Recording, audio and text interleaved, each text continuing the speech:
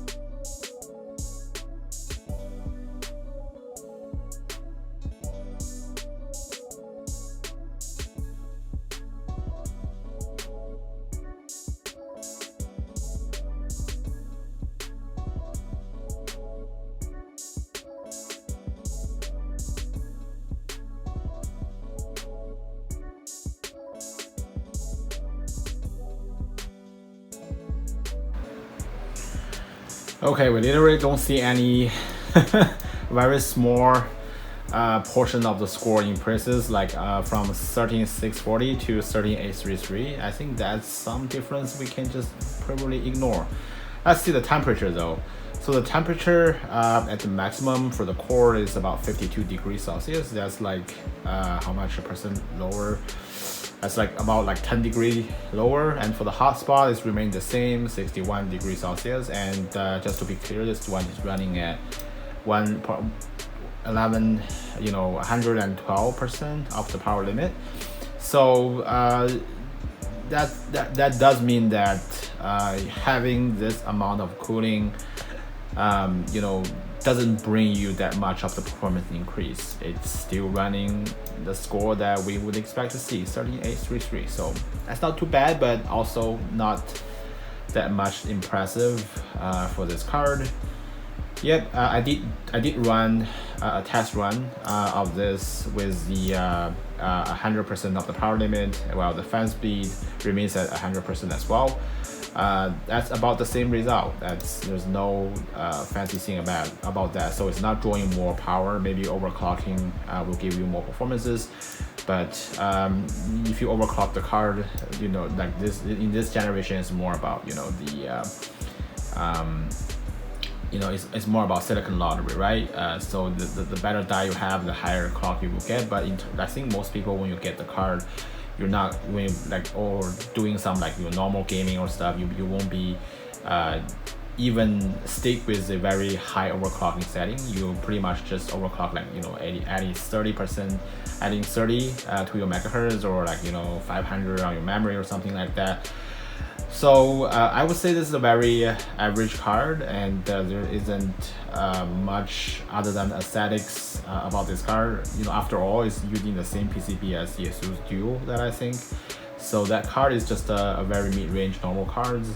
I would really expect, Asus and Noctua is actually using the Strix PCB on this card, so that I think it will have a better score and also justify for its cooling. But right now, it doesn't seem to be a lot of cooling performances. So here is the some of the benchmark with this card. Don't know if you guys like it or not. Now let's proceed to the final section of my thought on the card. Okay, now we have seen unboxing, we have seen the performance of this big beast here. Let's talk about some of the good and bad that I think about this card. So first of all, let's talk about something good. So for this card, I know it's pretty high build quality. I mean, it has those two of the A12 x 25 Noctua fans in here, which means that it has great performances in terms of cooling. As you can see, that if I turn the fan onto maximum speed, the operating temperature of this card has decreased about 10 degrees Celsius. That's very impressive. And also it is pretty quiet. If you don't turn the fan, if you remain the fan at 70% or something, you can't even hear anything out of this card. I've been using a lot of other cards like the Asus ones, or even the Strix. Even when you play 3A, AAA title over there, sometimes it's very loud. So yeah, that's one good thing about this card. And the second thing is the design. So I know a lot of people doesn't like the original bronze touch on these kind of fans, and everybody's yelling for the new dark edition of the Noctua fans. But for this card, I think it executes really nice. Look at the bronze fitting of this card. It does look like a Noctua with the two eyes over here, and this design is definitely like the eyeball of the owl, and here's the beak of it. And I can't help putting this on my face to be a real Noctua, right? Like this. So yeah, so if you're having a very custom case that maybe adding some forest design into it, which I did see some of those on some Instagram or something like that, it should be pretty cool to have this card in there. But other than that, most of the cases, I think you're doing either a white build or a black build, and also sometimes maybe you add some RGB in there, but none of them fits really well with this texture. So I think this is maybe not a card for everyone, but still, in terms of being an owl, being a Noctua, this is pretty cool. Now let's talk about the bad thing about this card. So literally what I just said about the good about this card is also the bad thing about this card. So first of all, let's talk about the thickness. So this thing is insane. The thickness is about 18 millimeters, and it's even thicker than the Asus Extreme one. That one is already very noxious for its being too thick, and sometimes it's definitely going to hurt your PCIe slots if you don't use any support on the other side of the card, if you mount it like this. So definitely the thickness is not something good, and Asus should be responsible for this, because come on, who slapped a two 12 millimeter fan without even you can just take the fan out by itself, right? And you can swap to other fans. I'm pretty sure that you have seen some videos other people have swapping out these fans as well. So come on, you got to do some modifications, because this is for graphics card. You got to do some modifications. to make it specifically fit, especially for the GPU, not just slap two fans in there and say, hey, this is a new design of the card. That's kind of ridiculous, but you know, I know that the Noctua fans have already been good, but I would really love to see if the Asus and Noctua actually been working on something, such as, you know, make some slightly modifications to specifically, you know, design for the GPUs. I think that would be better. And also, you know, I don't feel like there's much of a difference in terms of performances versus the other 3070. So as we all know that 3070 doesn't run hot, even if you do like stress testing or anything, you know, you don't, because it's using GDDR6 memory instead of those really hot GDDR6X. So the card is running fine. The temperature always be fine on this card. But the temperature of using these two is definitely overkill. And also, I don't know if you guys noticed that there's no dedicated vapor chamber design or even heat pipes. There's only like 4 heat pipes on this. I think this is almost the same with the Asus Duo Edition. So the vapor chamber is very thin. I think it's so there's you only have this much of a cooling capacity. So if you really want to make it super duper cool versus all the other GPUs, better increase the vapor chamber to, like, you know, maybe double the size, and then that's why you're having such a huge fan in here, so that it can actually blow through everything, making it super cool. But unfortunately, this is not the situation, because yeah, it's basically just slapping 2 fans in there. So yeah, that's not what I call a very dedicated design for the GPU. So but on the other hand, I think this is a really nice first start, because in the future, when we have the other lines of GPUs like 4090s or something, it's definitely going to be really hot. You know, not everybody were willing to actually go to the custom loop, because it's really hard to do maintenance, and sometimes there's leak issues on those. So the card is getting hot. So maybe in the future we might have to see fans on both sides of the card for sure, and maybe even with those 9mm fans are not so effective anymore, so you have to change it to 12mm fans. But you know, I see that these recent years RTX build has become really popular. I'm not quite sure if this card's getting bigger is any good for any of those, because right now most people really value about the ability to carry things around rather than just stick with one giant desktop cases in there. So I don't know how the future will this be and what will come up of that, but this is definitely a try, but not to that of an extreme of the try, because the heat cooling capacity doesn't even increases. I'm pretty sure if you swap this into three 9mm fans like the strict ones, I don't think there's much of a difference in there. So yeah, generally speaking, I think this is a cool card if you can get your hands on that, and also if you have this space for it in your case, that's cool. But if not, I don't think this card is that really that good of a usage for 3070 or even for the 3090. So 3090s or cooling on the other side is really important, and it doesn't have that ability to do that. Even with that 2 huge fans, you can't cool this part, which is have the GDDR6X modules on this. So yeah, if you can get hands on this, cool. Enjoy the Noctua design, but other than that, it's better just get off a regular 3070, given the fact that finding a card right now is pretty hard, and finding a very limited edition is extremely hard as well. So yeah, here's my thoughts on the Noctua 3070. So if you have any other questions, feel free to post it in my channel down below, in the comment section down below. And